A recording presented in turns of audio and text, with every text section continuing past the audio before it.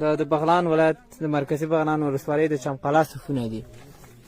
د ورځو دننه پکې حرکت کوو. دا کوم ځای ده؟ دا چمقلا شریف. ها اوس چېرې ځو؟ داسې ځو دا یو وخت کې ډېر خطرناکه سوپ وایي چمقلا مابین کې وتلو. ماران نه وي؟ ما فعلا ماران نشته دي، ما ګروپ نیولی. ښه داسې به راتللو. ښه مونږ چې هغې کې د ګواړه وو. داسې به تلو ډېر نه وتلو، هاخوا ته به تلو، هلته بیا یو بل سوره و، هغه غار ته به ننوتلو، هغه کې به کڅ و، هغه نه به هاخوا ته لاړو. ښه دلته خو داسې هغه هم ښکاري دا بعض شیان شته دي. دا دا سوپانه داسې دي. ګوره څو ګران دا شیان پکې دي نه. غونډالان شته دي؟ یو سوپ داسې و. لړمان هم شته دي؟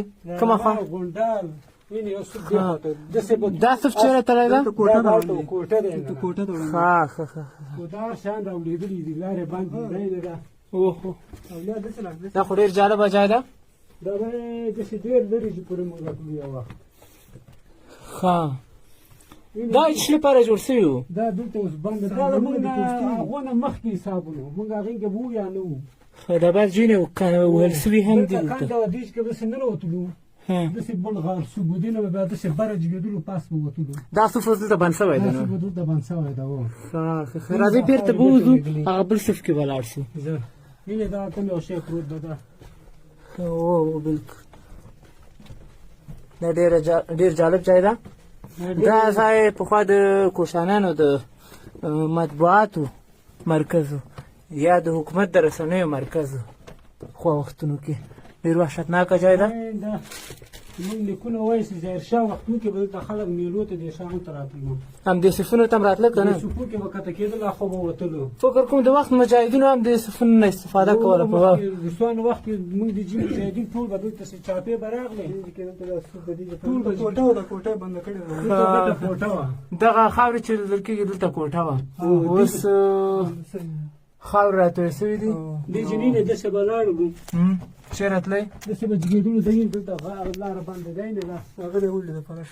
ښه نو دغه چې به داسې جګېدلو، بره به ختلو. دلته کوټه وه ډېره غټه لوکسه. ښه اوس دا بس انقلاب راغی، هر څه ګډوډ شوي، خښتې مښتې هر څه وسته فعلا. داسې به بره جګېدلو، بېرته به وتلو، اخوا بل غر ته به تلو. هغه وخت کې چې ځواني وه نو ځواني وه، ځواني ټایم کې. ښه بېرته به دې ځای نه ووځو. بېرته به له خیره بېرته به وځو. ګورو ډېر صف ده او بې زړه خلک دلته راتلی هم نه شي. ډېر خطرناکه ځای ده. دا د مرکزي بغلان ولسوالۍ د چمقلا سیمې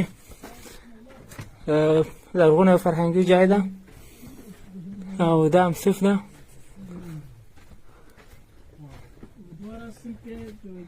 دا سوکان به ډېر اوږده وو ورته، هغوی مخکې نو راځي.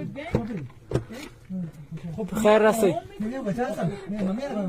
راځه چې صاحب هېڅ خبره نشته، راځه مخکې اسکو.